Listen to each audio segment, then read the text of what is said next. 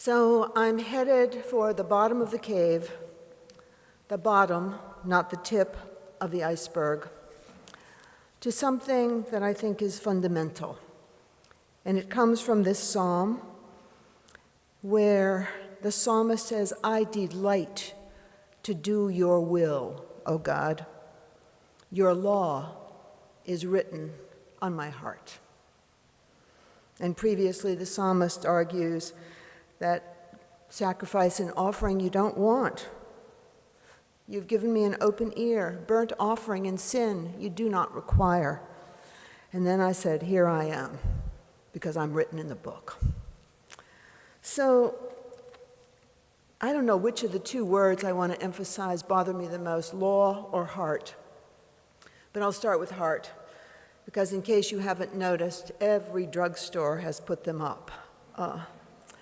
There are only 30 days for you to get ready and buy lots of things for Valentine's Day. Just saying. And law is surely a beautiful word, is it not? If you join the National ACLU and its national campaign arguing that no one, not even the president, is above the law. The law is great. Heart is also great if you get over that Valentine's thing.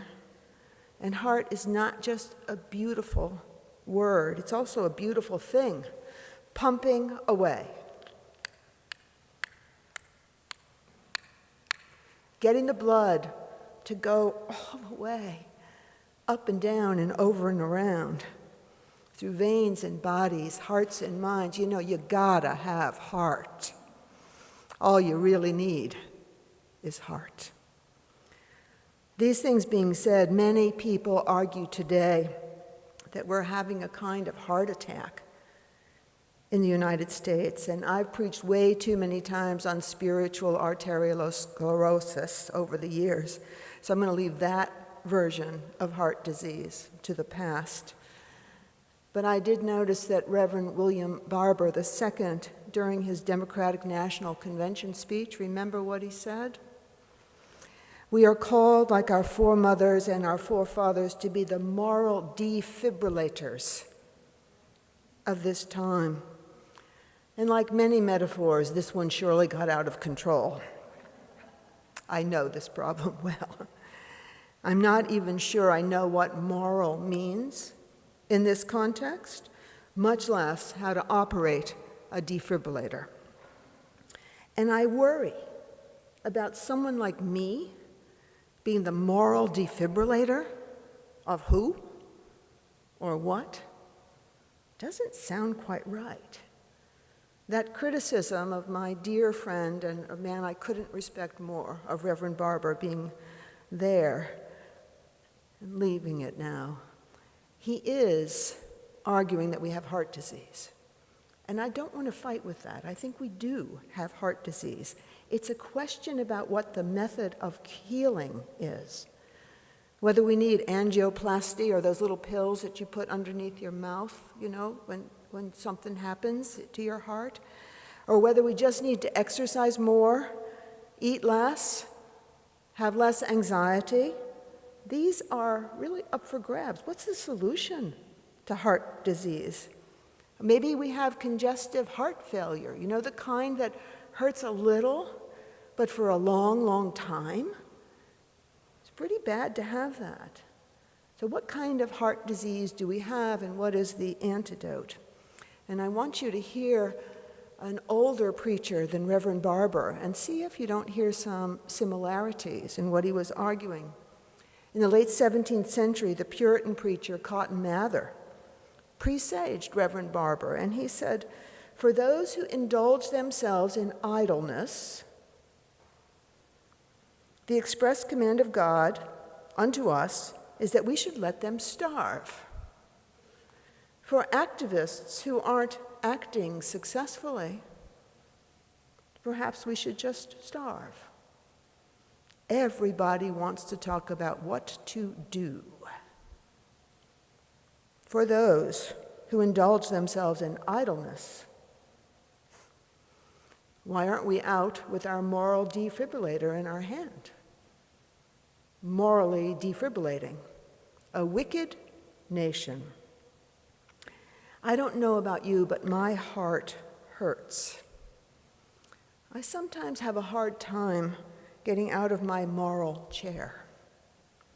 I know we should be singing "We Shall Overcome" today, and I know we will sing it tomorrow, and I was just too afraid that there might be snarks among us today. We might overcome. Maybe we'll overcome. We should overcome, which of course is my worst fear, that we would join the Reverends Barber and Mather in singing "We Should Overcome."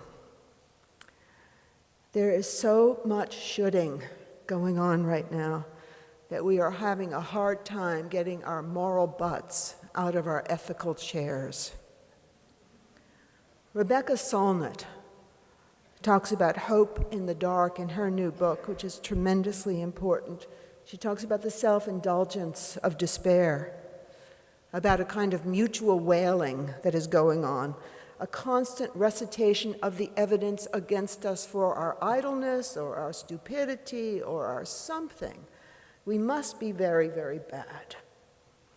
And I don't think we are. She could be living in that cave in France or in the mire that the psalmist begins with. "Oh God, you plucked me out of the mire, out of the mud. You gave me another chance." And it wasn't the chance I thought. I wasn't to go save Israel, but to stop trying to save Israel. You know, those magnificent drawings in that cave lingered for thousands of years until two boys stumbled upon them. As my mother would have said, if they had been a snake, they would have bit you. They were right there with people walking over them all that time. And finally, the boys found them. As the psalmist says, "You picked me up out of the pit. You drew me up out of the mire."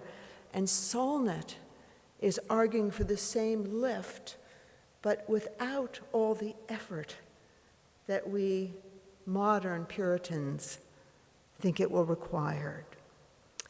Solnit is tired of the self-indulgence of despair, and so am I.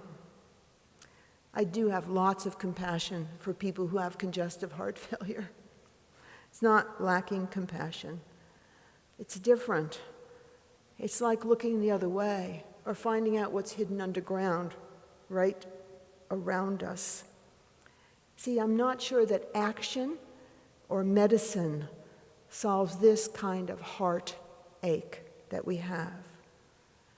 I think the real problem is our self-importance. Self-importance becomes self-consciousness, and you find yourself saying to large national audiences, "Only I can do it.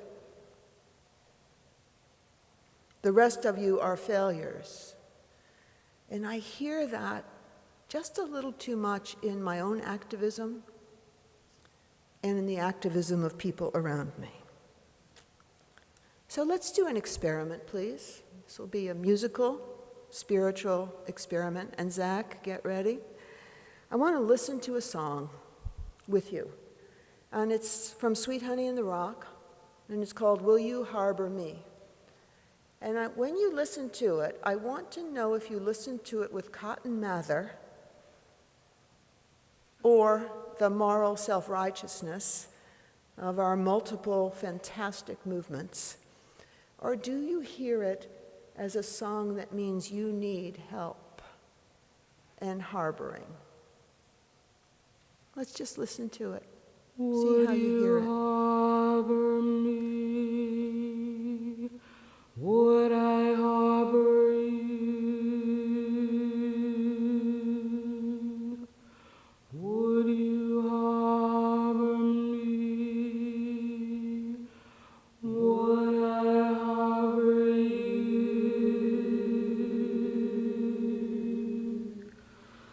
Would you harbor a Christian, a Muslim, a Jew,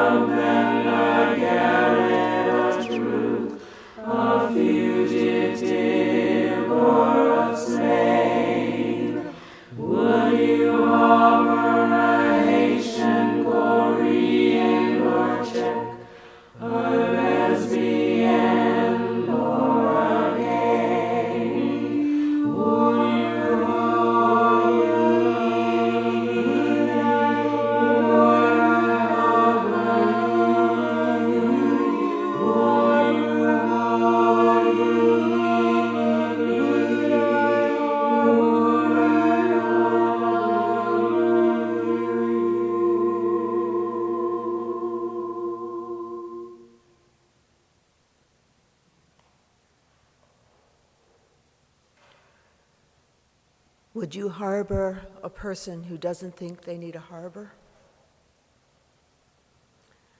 Would you harbor a person who wants to be great again?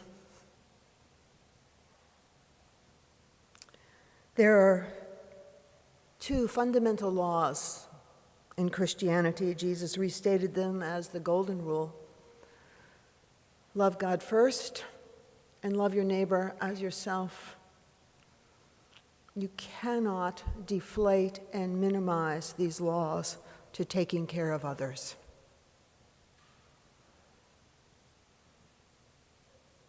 And we do that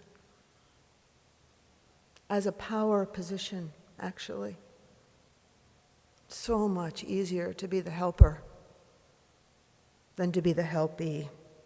The Catechism rewrites these two basic laws and says that the purpose of man, the purpose of human, is to love God and enjoy God forever.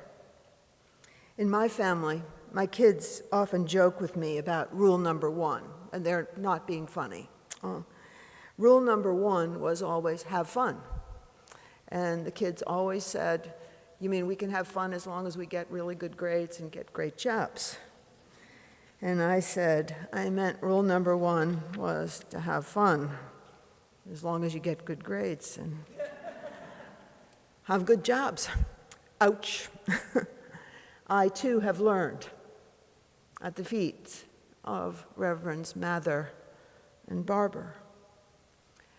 Solnit doesn't quite say it, but she could have.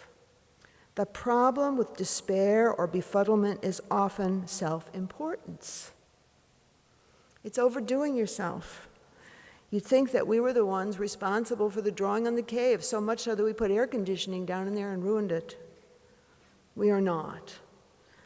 There are many things and people and moments to which we are singularly unimportant.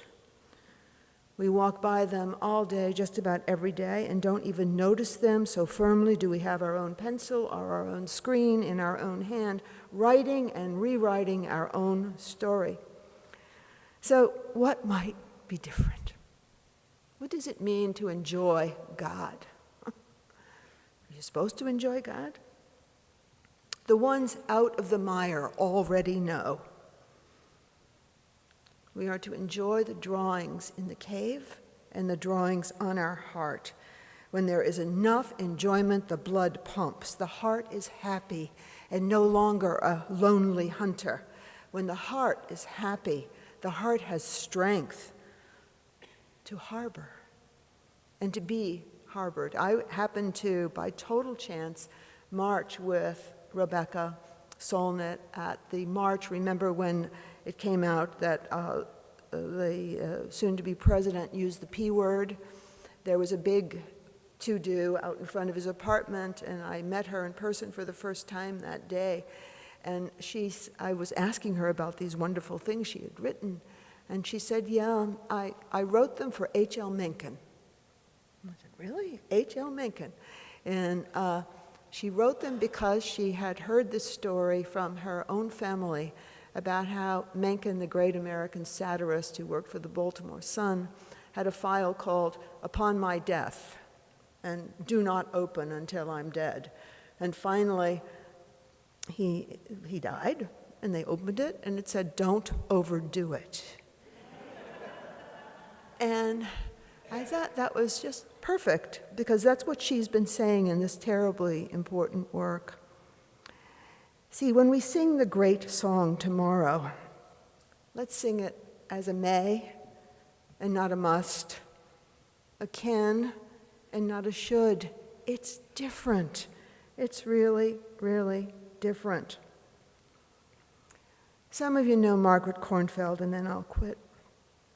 She's a great therapist, one of the best therapists I've ever seen, and how do I know that? I've referred dozens of people to her. When she moved to California 10 years ago, she couldn't get reciprocity, so she couldn't really work for money. So she said, well, I'm going to do it anyway. And so she did a lot of telephone work and a lot of in-person work, and she always felt that she wasn't doing enough, because when you can't charge, you don't get as many clients, etc. And now, as most of you know, she's really disabled. And she quoted Richard II to me, believe it or not. And Richard II says, I have wasted time, and now time does waste me. And she's sort of beating herself up for not doing more great work, more healing work. And she can't do it now. But you know, most of us here right now in this room could do it now. We could stop beating ourselves with sticks. We could get out of the driver's seat and become a passenger in the great car. We could enjoy God. When I asked my friends at O Positive in Kingston why they did what they do, which is to offer major free music festivals for artists to perform in which doctors and dentists and nurses give them free medical care. They give the music, and then the doctors get it free and get inspiration, and then they take care of them. I said, why do you do it? And they said, because we can. When Edward Hoagland wrote his long, beautiful essay about why God did what God does, Hoagland concluded, for the bubbles. There is a law written on the heart and deep underground, below the mire, at the bottom of the iceberg. It's a law of beauty and of love, and its truth does not depend on you or me, although we do have the awesome opportunity to realize the law in our own lives and in our own times. Amen.